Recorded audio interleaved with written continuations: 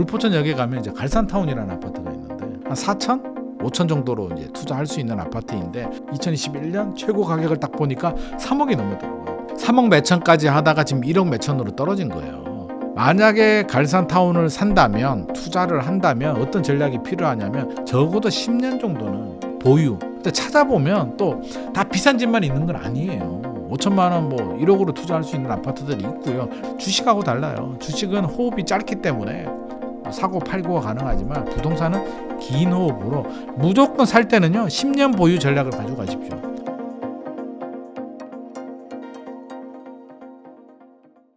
앞서도 좀 이야기해 주셨는데 서울에 이제 매물이 많이 쌓이고 있다고 합니다.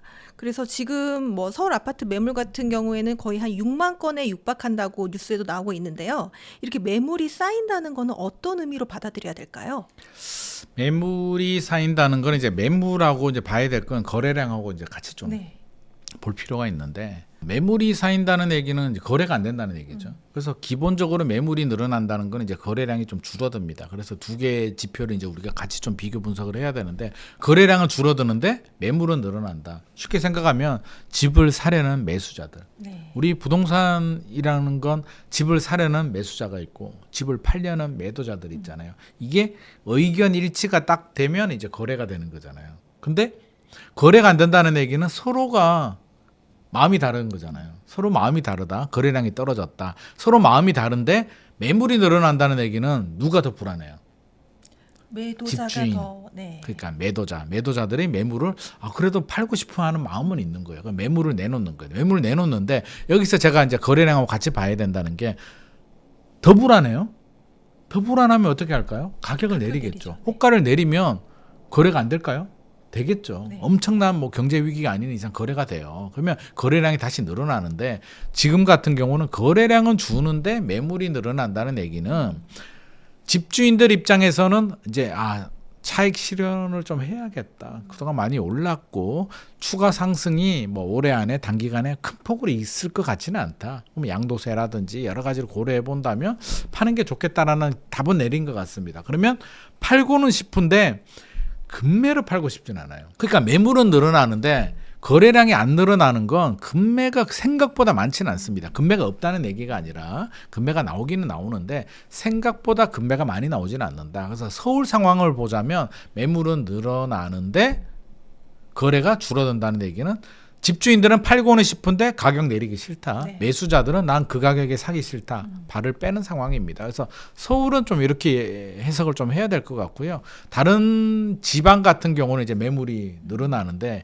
지방은 미분양도 많고 입주 물량도 좀 많거든요. 그러다 보니까 수요자들이 집주인들의 호가를 좀 내리더라도 굳이 따라갈 생각이 없습니다. 그래서 물론 완전히 초급매로 던지면 모르겠는데 그렇다고 해서 집주인들이 초급매로 던질 수도 없는 상황. 매수자 입장이라면 이제 지방에 계시는 투자자, 매수자 입장이라면 이제 두 가지가 고민되는 거예요. 하나는 시장 분위기. 서울도 요즘 약간 보합이라는데 미분양과 입주 물량이 많은 지방이 과연 먼저 탄력성을 받겠느냐에 대한 걱정되는 부분이 있고, 두 번째는 미분양이 많거든요. 마음만 먹으면 미분양 아파트를 좋은 조건에 뭐 프로모션하는 미분양 아파트를 사도 되는데 굳이 구축 아파트를 사야 될까? 요즘 얼죽신이라고 하잖아요. 얼어 죽어도 신축 아파트인데 이런 고민들을 가지고 계세요. 그러면서 이 불안감이 증폭이 되면 어떤 현상이 발생을 하느냐? 안 되겠다. 서울로 가자.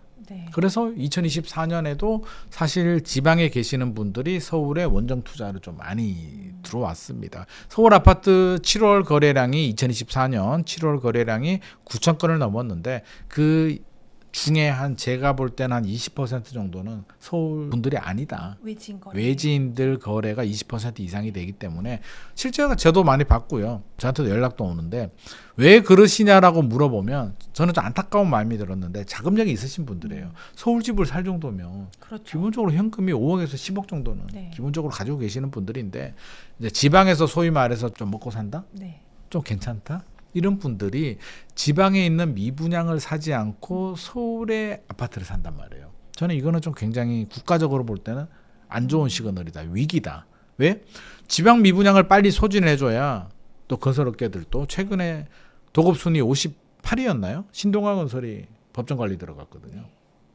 얼마나 위기였으면 신동아 건설이 도급순위 58위 건설사가 60억 원을 못 막아서 법정 관리에 들어갈 정도는 굉장히 어려운 상황인데 지방에서 경제가 좀 돌아가고 미분양을 좀 소진을 해줘야 되는데 지방 미분양을 소진해줘야 되는 지방의 여유 자금을 가진 분들이 안 그래도 수요 과잉 집값이 올라가는 서울에 그래도 서울밖에 없다는 마음으로 들어온다는 얘기는 좀 바람직하지는 않은 것 같습니다. 그런데 정부도 이걸 알고 미분양 촉진 대책 저는 좀 나와야 된다고 보거든요. 뭐 예를 들어서 미분양 아파트를 사면 5년간 양도세 면제 해줄게. 취득세 면제해줄게. 네. 대출이자 저리를 해줄게라고 하면 솔직히 좀 혹하잖아요. 그렇죠. 아니 5년 동안 양도세를 안 받는다고? 양도세는 양도 차익에 대한 세금입니다. 1억이 올라도 세금 안 낸다는 얘기예요. 취득세, 집을 살 때 내는 세금 안 받겠다는 겁니다. 대출이자 저리를 해주게 되면 지방에 있는 실소유자, 투자 수요들이 충분히 살 수가 있는데 안 나와요. 지금 미분양이 전국 미분양이 6만 5천 가구 정도 되거든요. 근데 제가 또 물어봤습니다. 이제 회의 가가지고 아니 왜 안 나오는 거예요? 지금 PF 건설업계들은 지금 숨이 꼴딱꼴딱 넘어가는데 도대체 왜 이러는 거야? 왜 대책이 안 나올까요? 5년간 양도세 면제 뭐 이런 거 좀 나와주면 안 될까? 정부에서 내놓은 대책들은 지금 뭐 전용 면적 85제곱미터 이하에 뭐 6억인가요? 뭐 얼마 이하면 주택 수에서 빼주겠다. 뭐 1주택으로 간주해주겠다. 이 정도는 나왔는데 그거 가지고 안 되거든요. 그래서 제가 그거 가지고는 힘들 것 같습니다. 좀 더 파격적인 5년간 양도세 면제 이런 혜택이 좀 나와줘야 될 것 같습니다라고 하니까 이제 국토교통부의 답변은 이제 그런 겁니다. 국토교통부가 이걸 결정할 수는 없잖아요. 네. 국세는 국세 지방세 그러니까 취득세는 지방세잖아요. 국세는 국가에서 하는 거 기획재정부 또 지방세는 또 지자체하고 또 협의를 해야 되는데 이 과정에서 쉽지 않은 거예요. 미분양이 2008년, 2009년 부동산 시장 안 좋았을 때 막 16만 원까지 올라갔었거든요. 지금 6만 5천 오면 2022년 12월이었나요? 한참 안 좋을 때 한 거의 8만 원 정도 올라갔었나? 그러다가 지금 6만 5천 원으로 내려왔는데 이렇게 보는 겁니다. 6만 5천 원을 가지고 세금을 깎아줘야 된다라는 논리 설득을 할 수가 없다는 거예요. 기획재정부나 지자체를 6만 5천 원가 위험하니까 좀 세금을 깎아주세요. 그러면 지자체는 뭐라 그럴까? 우리도 죽을 판인데 6만 5천 원 가지고 왜 이렇게 호들갑이야. 과거에는 더 위험했잖아. 안 돼라고 하기 때문에 지금 이런 대책들이 안 나오고 있다고 합니다. 그래서 진짜 미분양이 더 늘어나게 되면 9만 원? 10만 원까지 늘어나게 되면 대책이 나올 수도 있는데 다 죽고 나서 대책 나오면 뭐하냐고. 그렇죠. 그래서 저는 이게 좀 안타까운 마음도 드는데 일단 매물 상황 서울 매물의 증가는 이렇게 좀 봐야겠다. 거래는 안 되는데 매물이 늘어난다. 그 얘기는 매수자들은 발을 빼고 집을 팔려는 매도자들은 호가를 많이 떨어뜨리지는 않기 때문에 지금 거래는 잘 안 되고 있는 상황이다. 이렇게 이해하시면 될 것 같습니다. 사실 서울 내에서도 지역마다 조금 차이가 있는 것 같은데요. 지금 좀 거래가 되고 있는 지역 그리고 좀 매물이 쌓이는 지역 어떤 차이가 있을까요? 우리가 일반적으로 생각하면 뭐 강남 3구, 용산구가 좀 거래가 잘 되지 않을까라고는 생각을 가질 수도 있잖아요. 네. 근데 실제로 이제 제가 구별로 이제 매물이 쌓이는 지역들, 늘어나는 지역들을 좀 살펴봤는데 꼭 그렇지는 않더라고요. 보니까 뭐 강서구, 도봉구, 강서구, 도봉구, 매물 늘어날 수도 있어라고 하는데 도봉구, 중랑구, 근데 강남구가 있어요. 강남구, 서초구도 매물이 늘어나긴 한단 말이에요. 그러니까 단순하게 핵심 지역들은 매물이 안 늘어난다가 아니라 강남구, 서초구도 매물은 늘어나고 있습니다. 매물은 늘어나는데 중요한 거는 매물 하나만 보면 안 되고 이제 호가가 얼마 떨어지느냐를 봐야 되는데 아마 강남은 매물은 호가를 올린 매물이 늘어나지 않을까. 그래서 이런 좀 차이가 좀 발생하는 거고요. 전반적으로 큰 변화는 없습니다. 그래서 시도별로 보면 경기도가 2.7% 정도 매물이 늘어났고요. 인천은 2.6%, 서울은 1.6%니까 그래도 서울이 매물은 상대적으로 좀 적게 나온다. 경기도와 인천이 조금 더 나온다는 겁니다. 그래서 우리가 바라볼 때는 뭐 이거 하나만 보지 말고 거래량도 같이 좀 병행하면서 이왕이면 시간 될 때 네. 현장에 가서 내가 관심 있는 지역이 있잖아요. 그래서 통계는 통계일 뿐이고요. 관심 있는 지역에 가보면 전혀 다른 결과가 나올 수도 있기 때문에 우리가 올림픽파크 포레온에 관심이 있으면 올림픽파크 포레온을 가야 되고요. 뭐 강남에 관심이 있으면 강남을 가야 되고 최근에 제가 1기 신도시 선도지구 지정된 곳들 지금 방문하고 있는데 분당 갔다 왔고 일산도 다녀왔고 중동 신도시도 다녀왔거든요. 다 가보셨네요. 거기? 네, 거기 다 가봤는데 조용해요. 그러니까 거래는 없습니다. 그러니까 분당 같은 경우는 최근에 불확실성이 커지면서 거래는 중단됐는데 집주인들은 호가를 올리죠. 와, 우리 일기 신도시 재건축이 되는데 더 좋아질 거 아니니? 호가를 더 올립니다. 1억 정도 올렸기 때문에 거래가 더 안 되는 상황이고 완전 개점 휴업 상태고요. 일산이나 중동에 가보니까 호가가 분당보다는 그렇게 많이 오르진 않았더라고요. 호가가 살짝 몇 천만 원 정도 살짝 올랐는데 그래도 이런 분위기에서 호가가 안 내리는 게 어딥니까? 그 신도시에 대한 기대감이 있기 때문에 호가는 살짝 올랐는데 실제로 거래는 잘 되지 않는다. 왜? 언제 될 줄 알고. 일기 신도시가 생각보다 오래 걸릴 수도 있고 일기 신도시 얘기가 나왔으니까 이제 벌써부터 분당 양지마을은 네. 벌써부터 이제 분쟁이 또 시작되고 있잖아요. 네. 무슨 분쟁이냐면 자 통합 재건축을 합니다. 그러면 4개 단지가 이제 재건축을 해요. 4개 단지인데 지하철역이 가까운 단지가 있고 먼 단지가 있을 거잖아요. 네. 우리 카프카님이 지하철역 가까운 단지예요. 네. 저는 지하철역에서 먼 단지입니다. 그러면 우리 카프카님은 어떤 생각을 가질까요? 나는 역세권 그대로 그렇죠. 그 재건축을 자리. 해서 네. 그 자리 그러니까 뭐 층이나 동은 살짝 달라질 수는 있어도 네. 역세권 가까운 거는 달라지면 안 된다는 거죠. 당연히 그렇게 생각하죠. 굉장히 중요한 가치죠. 근데 반대로 이제 다른 단지 같은 경우 저는 이제 다른 단지입니다.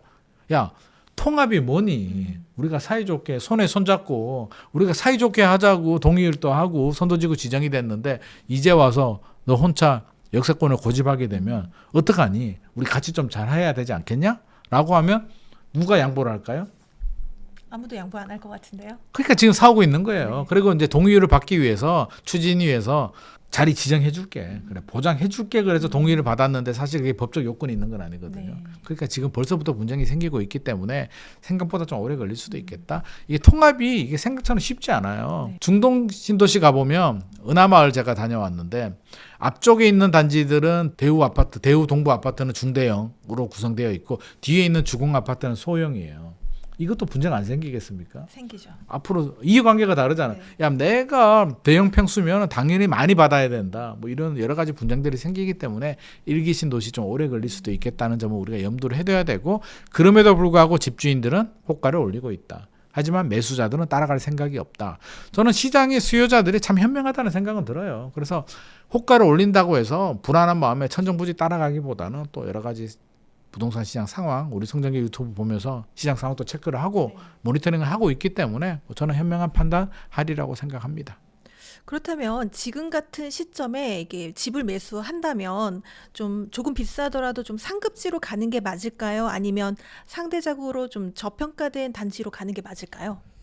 야, 이거는 진짜 뭐 본인의 어렵죠. 상황과 네. 뭐 가치관의 차이 아닐까 싶은 생각은 드는데 일단은 자금력이 되시는 분들, 뭐 다주택자는 저는 얘기하지 않겠습니다. 네. 뭐 다주택자들은 굳이 지금 주택수 예를 들어서 3주택이 있는데 주택수 늘릴 필요는 없는데 물론 이 3주택이 어디 있는 3주택이냐. 네. 경기도라든지 인천에 있는 3주택을 가지고 있다면 팔고 뭐 똘똘한 채 가질 수는 있는데 뭐 괜찮은 지역에 아파트를 3채 가지고 있다면 일단 뭐 스테이 하시는 게 저는 네. 좋을 것 같고요. 이제 내 집 마련하시는 분들, 뭐 자금이 있는데 내 집 마련하시는 분들이거나 내가 한 채를 가지고 있는데 주택 수가 늘어나도 크게 문제되지 않은 분들 있잖아요. 아까 앞서서 제가 왜 다주택자들은 굳이 스테이를 하시라고 한 이유가 주택 수가 늘어나게 되면 지금 뭐 다행히 양도세 중과세가 5월 9일인데 2026년 5월 9일로 한시적으로 이제 연장 유예되긴 했는데 집값이 올라가게 되면 또 모르잖아요. 양도세 중과세가 또 언제든지 또 다시 부활이 될 수도 있는 부분입니다. 중과세가 되면 애국자 되거든요. 나라에 다 뺏기거든요. 양도세율이 최고 82.5%까지 올라갑니다. 그러면 양도 차익이 10억 원이 남아도 8억 원 세금 내야 되는데 저는 애국자 아니거든요. 그냥 적당하게 내가 노력한 돈에 대해서 적당히 내는 거는 괜찮은데 10억 중에 8억을 내라는 거는 좀 아니잖아요. 그래서 다주택자들이 지금 상승장애, 규제가 풀리고 상승장애라면 주택수를 늘려도 되겠으나 지금 분위기는 그럴 분위기는 아니다라는 말씀드리고 집을 한 채 가지고 있는데 한 채 더 추가해도 큰 문제는 안 될 것 같아. 나는 뭐 2주택 중과세 대상도 아니고 지금 가지고 있는 집이 그렇게 서울의 핵심 지역도 아니기 때문에 자금도 좀 부족해요. 예를 들어서 인천에 뭐 한 채를 가지고 있다. 뭐 송도나 청라지구에 한 채를 가지고 있는데 여유 자금이 좀 생겼어. 한 1억 5천만 원. 내버려 두게 되면 남편이 코인이나 주식을 할 것 같아. 근데 이 인간이 잘하면 괜찮은데 지금까지 한 행태를 보면 순식간에 없어질 것 같아. 제가 실제로 봤거든요.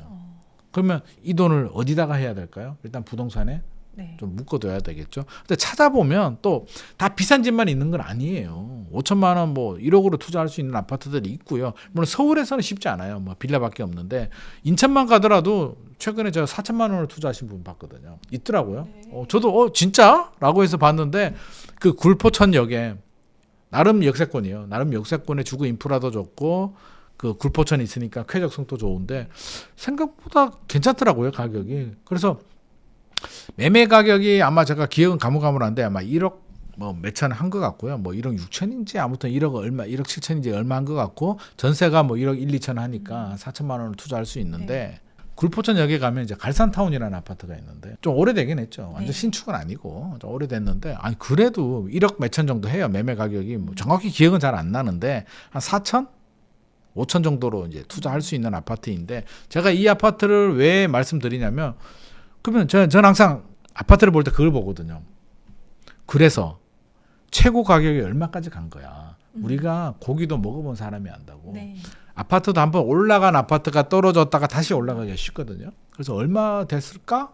2021년 최고 가격을 딱 보니까 3억이 넘었더라고요. 오. 3억 몇천까지 하다가 지금 1억 몇천으로 떨어진 거예요. 그러면 물론 단기간에 이게 뭐 다시 또 3억까지 않겠죠. 뭐 이게 아마도 2020년, 2021년에 인천이 엄청나게 과열이었거든요. 그렇죠. 특징이 뭐냐면요. 강남 같은 핵심 지역들은 상승장에 꾸준히 올라가요. 2016년, 굳이 따지자면 15년, 16년, 17년부터 해서 2021년까지 꾸준한 상승을 해서 기간별로 본다면 한 2배에서 2.5배 정도 올랐다면 인천은 16년, 17년, 18년, 19년 안 올라. 기다리다 목이 빠지다가 2020년에 뒤늦게 올라가는데 가파르게 올라가죠. 가파르게 올라가서 2배 이상 올라갔습니다. 그러니까 2배 이상 올라가는 거는 비슷한데 얘는 가파르게 올라가는 특징이 있거든요. 외곽 지역들은. 그러면 만약에 갈산타운을 산다면 투자를 한다면 어떤 전략이 필요하냐면 인천이 언제 가파르게 올라갈까요? 아무도 모르죠. 그렇죠. 그게 몇 년 안이 될지. 그러니까 적어도 10년 정도는 적어도 제가 부동산에서 제일 중요한 건 항상 강조드리잖아요. 버티기, 네. 보유. 사는 것보다 보유가 중요하다. 엔비디아 주식 얘기하잖아요. 5년 전에 10년 전에 샀으면 그 지금까지 어떻게 보유하냐고. 벌써 팔아먹었지. 2배 올랐으면 팔아서 소고기 사 먹었다니까. 네. 그걸 보유하는 사람은 엄청난 전략이 있는 사람이에요. 나는 이거는 죽을 때까지 가지고 갈 거야라는 신념, 확신. 그거 아니면 아무 생각이 없거나 그냥 내버려 두는 사람 아니라 안 된단 말이에요. 그러니까 4천만 원인데 아유 그래 은행에 넣어둬도 이자 생각해보고 내버려 두면 뭐 남편이 그냥 주식 투자해서 날려버릴 것 같고 안 될 것 같으면 이런 아파트들 찾아서 하나 묻어두는 것도 괜찮습니다. 그래서 10년 후에 올라가 있겠죠. 한번 바람 쭉 불 때 타고 올라가니까. 하지만 전제 조건은 주택수가 들어가잖아요. 네. 강남에 내가 아파트 1주택이나 2주택을 가지고 있는데 이거 4천 투자해가지고 우리가 뭐 몇 억을 벌자는 건 아닌데 그거 잘 돼서 한 1억 벌자고 강남에 아파트 2채 있다가 사서 3주택 돼서 중과세 2개 맞으면 그건 안 되잖아요. 그러니까 이런 상황을 고려해서 소액 투자를 하든 비싼 집을 사든 이렇게 판단을 하는 게 좋을 것 같고요. 무주택자들은 또 집 사야 되잖아요. 네. 저는 무주택자들은 항상 사야 된다는 입장입니다. 우리가 미래를 모르기 때문에 막상 떨어질 때 살 수 있다? 못 사죠. 못 산다. 제가 항상 강조드립니다. 떨어질 때 사는 사람은요. 간이 좀 커.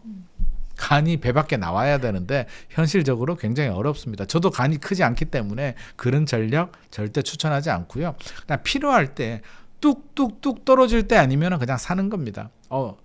아무리 봐도 추세 흐름을 보게 되면 더 떨어질 것 같은데 뭐 본인이 그렇게 굳이 생각을 한다면 기다리는데 베팅을 해보시고 근데 제가 이렇게 쭉 지켜보니까 이게 못 맞추겠더라고요.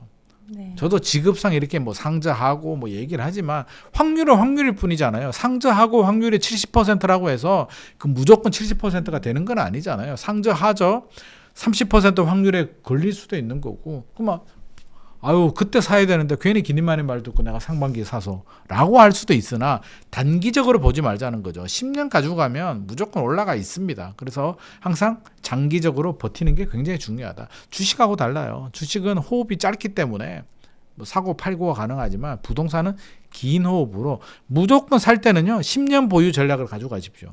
오래 가져가야 됩니다. 10년 보유하면 어지간하면 수도권 아파트들 되고 지금 벌써 2022, 3, 4, 3년 지났잖아요. 그래서 조정의 터널을 반 이상 지나갔다. 상당히 지나갔기 때문에 너무 베스트하게 끝점에서 딱 사서 그냥 딱 올라가기를 바라는 거는 그냥 운.